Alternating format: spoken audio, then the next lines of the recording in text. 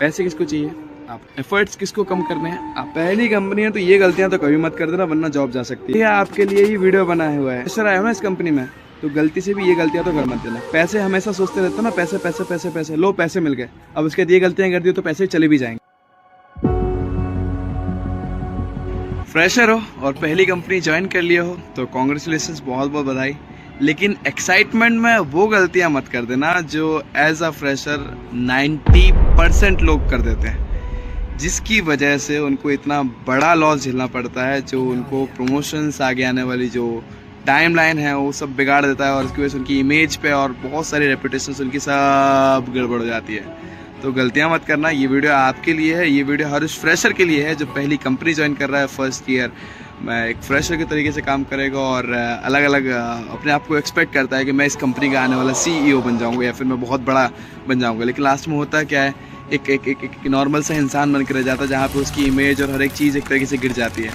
तो ये वीडियो आपके लिए है, एंड तक जरूर देखना, इसमें बहुत कुछ छुपा हुआ है। और एज अ फ्रेशर, क्योंकि मैं भी एक कॉर्पोरेट वर्ल्ड में एज अ फ्रेशर ही ज्वाइन हुआ, हर एक जगह पे प्रोफेशनलिज्म देखा जाता है, तो वो सभी चीज़ें काउंट की जाती है। तो इसीलिए मैं एज अ अपने एक्सपीरियंस के तौर पे बताऊंगा, क्योंकि मैं पास्ट 3 ईयर से कॉर्पोरेट वर्ल्ड में हूँ, तो मुझे समझ में आता है कि चीज़ें किस तरीके से ड्राइव होती। सो पहली कंपनी ज्वाइन कर लियो, अब कंपनी ज्वाइन किया हो तो ऑब्वियसली बात है CTC पर ही आए होगे। CTC पे नहीं तो एक फिक्स्ड अमाउंट ऑफ सैलरी तो आपके अकाउंट में क्रेडिट हो ही रही होगी, और खुशी तो बहुत ज़्यादा होगी कि यार अब हम बैचलर से आए हैं और अब हम पैसे मिल रहे हैं अब हमको, और हर महीने हमारे अकाउंट में इतने पैसे आएंगे। देखो यार, गलती नंबर 1, पैसे पर फोकस मत करना कभी भी। स्टार्टिंग ऑफ द कंपनी है तो उस टाइम पे आपको मेन फोकस होना चाहिए कि आप स्किल्स सबसे ज़्यादा, जितने जल्दी आप वहाँ का काम और ओवरव्यू सीख लोगे उतना ज़्यादा आपको फ़ायदा देगा। स्किल्स बहुत इंपॉर्टेंट है और बहुत मैटर करती है।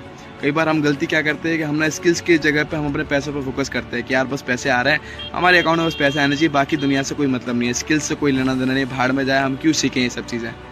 और वो चीज़ें ना फिर उसके बाद उसकी जो ग्रोथ होती है वो नीचे गिरती चली जाती है। पैसे मैटर करते हैं, लेकिन उससे ज़्यादा मैटर करती है आपकी स्किल्स और आपका टैलेंट। आपको पैसे के मामले में ना कंपेयर मत करना अपने फ्रेंड से या फिर अपने कलीग से, क्योंकि जितना ज़्यादा आप कंपेयर करते जाओगे उससे ज़्यादा आपके दिमाग में हर्ट होते जाएगा कि यार उसको इतना पैसा क्यों मिल रहा है, मेरे को इतना पैसा क्यों नहीं मिल रहा। पहले वो ध्यान देना कि उसकी स्किल्स क्या थी, पहले वो ध्यान देना उसने मेहनत कितना किया, पहले वो ध्यान देना उसने किस तरीके से वो पैसा कमाया। ठीक है, रिस्पॉन्सिबिलिटी ज़्यादा से ज़्यादा लेना, स्किल्स पर फोकस करना और चीज़ों को फिर अपने अकॉर्डिंग ड्राइव करना, तभी ज़्यादा मज़ा आएगा। मिस्टेक नंबर 2, भैया मेरे को तो इतना ही काम का बोला गया था, मेरा तो JD जॉब डिस्क्रिप्शन में यही लिखा गया था, तो मैं यही काम करूंगा, इसके अलावा मैं कोई एक्स्ट्रा काम नहीं करने वाला। आप नीचे गिर गए। मैं बताता हूँ कैसे। हमें हमेशा JD में डिफाइन किया था कि हाँ इतना काम करना है, लेकिन अगर आप कुछ एक्स्ट्रा काम सीख लोगे तो उसकी वजह से आपकी जो ग्रोथ है वो तो ऊपर पहुंच जाएगी ना। सपोज अगर एक्सपेक्ट करना कि मैं जो हूँ, मैं दूसरे डिपार्टमेंट का भी काम सीख चुका हूँ और खुद के डिपार्टमेंट का भी काम कर रहा हूँ, ठीक है। Suppose in the end condition एक सिचुएशन ऐसी बन जाती थी जहाँ पे एक पर्सन को ऐसे कंसिडर किया है जिसको वो वाले डिपार्टमेंट का भी काम आता है और ये वाला काम भी आता है, तो उससे क्या होगा, उस पर्सन जिसके पास डबल चीज़ें आती हैं उसका बेनिफिट हो जाएगा, और जिसको एक ही चीज़ आती है ना वो पता है डाउनग्रेड हो जाएगा उसका। फिर क्या होगा, जिसको सिंगल चीज़ आती है उसका नुकसान हो जाएगा। हमेशा क्रॉस फंक्शनल चीज़ें ज़्यादा से ज़्यादा सीखो, जितना अच्छे तरीके से सीखोगे उतना ज़्यादा फायदा रहेगा। कभी भी एक जगह पे लिमिटेड बन के रहोगे ना तो स्किल्स और आपकी जो एक्स्ट्रा चीज़ें हैं जो सीखने को रहती है वो नहीं सीख पाओगे। फिर क्या होगा, तब गलत, एक ही जगह के रह जाओगे, दूसरी जगह पहुंच ही नहीं पाओगे। नंबर 3, सीनियर से पूछने में ईगो लेकर आ जाना। मैं तो सब सीख चुका हूँ, मेरे को सब आता है, मैं इस कंपनी का मालिक हूँ, मुझे पता है कैसे चीज़ें काम करती हैं। हो गया गड़बड़।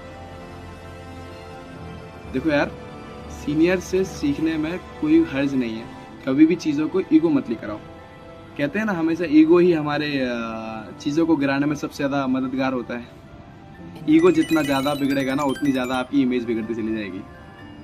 ईगो कभी मत लाना, काम के टाइम पे तो ईगो बिल्कुल भी मत लाना। और सीनियर से अगर आप कुछ पूछ लेते हो तो क्या हर्ज है उसमें, फीडबैक लो, सीनियर से जानो, काम को एक बार समझने की कोशिश करो, ऑब्जर्व करो कि किस तरीके से चीज़ें ड्राइव होती हैं। आई मीन सीनियर्स किस तरीके से वही काम जल्दी कर लेता हो और आप उस काम को इतना टाइम लगा लेते हो। अगर वो समझ जाओगे तो उसकी वजह से आपके काम को और आसानी हो जाएगी।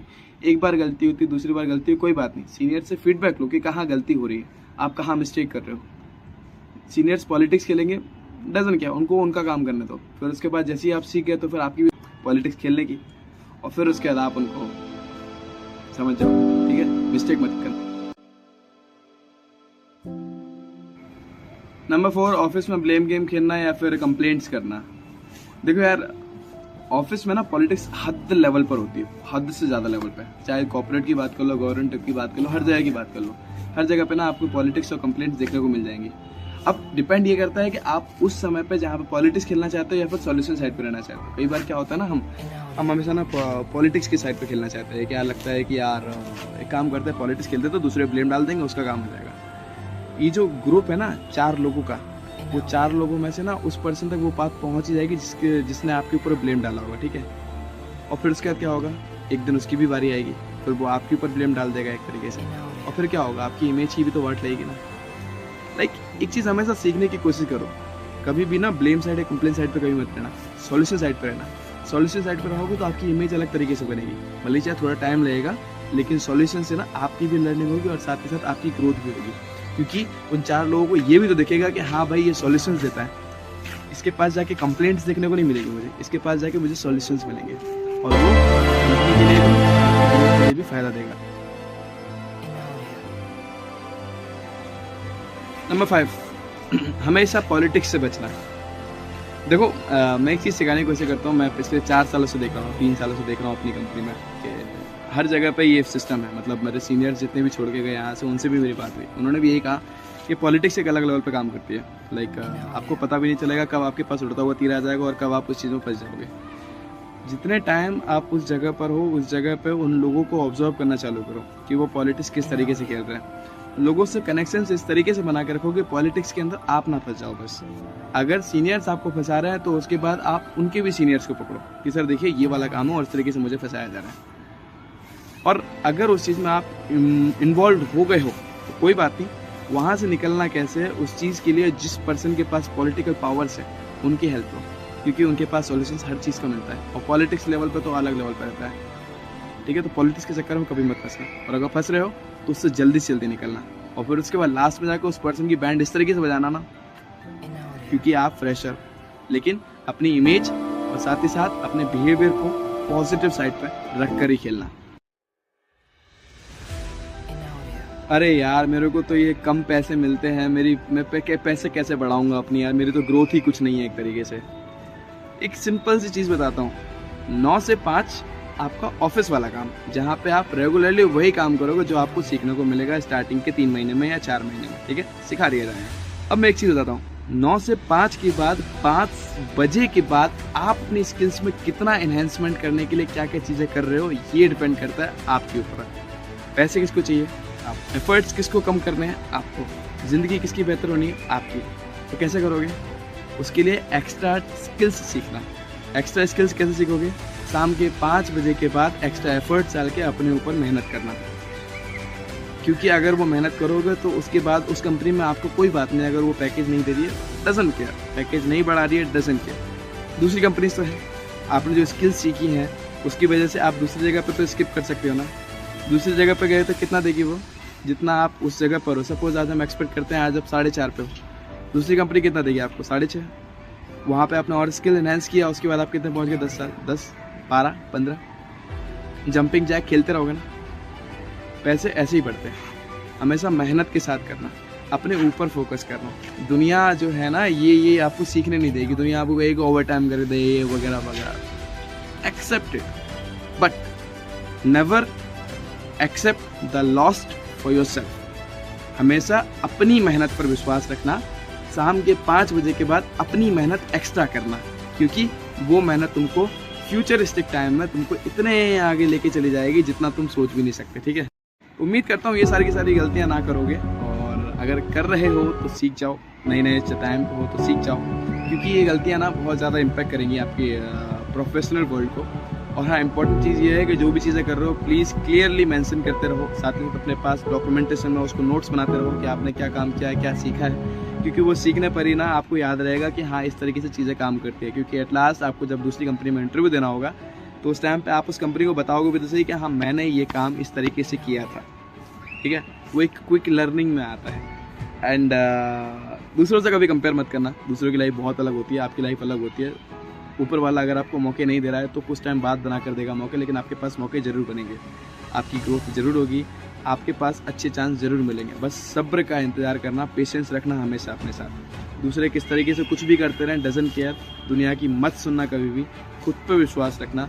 कॉर्पोरेट वर्ल्ड है, लोग बहुत अच्छे भी मिलते हैं, बहुत ख़राब भी मिलते हैं, ठीक है। यहाँ पे आप बनते भी हो, यहाँ पर आप बिगड़ते भी हो। अपनी मेंटल हेल्थ का ध्यान रखना, अपनी फिजिकल हेल्थ का ध्यान रखना, अपनी फैमिली को इम्पोर्टेंस हमेशा देना और हर जगह पे अपने आप को प्रायोरिटाइज करना।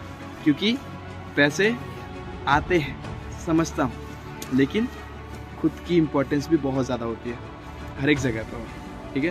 ये गलतियाँ कभी मत कर। और क्या क्या करना चाहिए स्टार्टिंग के फर्स्ट ईयर में, अगर आप लोग चाहते हो तो एक वीडियो ज़रूर बनाएंगे और उस पर भी हम बात करेंगे, ठीक है। तो कैसा लगा वीडियो, जल्दी ही मिलते हैं एक नई वीडियो के साथ। तब तक अपना ध्यान रखो, ऑफिस में एंजॉय करते रहो, पार्टीज़ करो, खूब हंसो, खूब एंजॉय करो और अपने लिए जियो, क्योंकि ऑफिस में पैसे भी आपको अपने लिए मिलते हैं, ठीक है। चलो bye, take care, enjoy the day.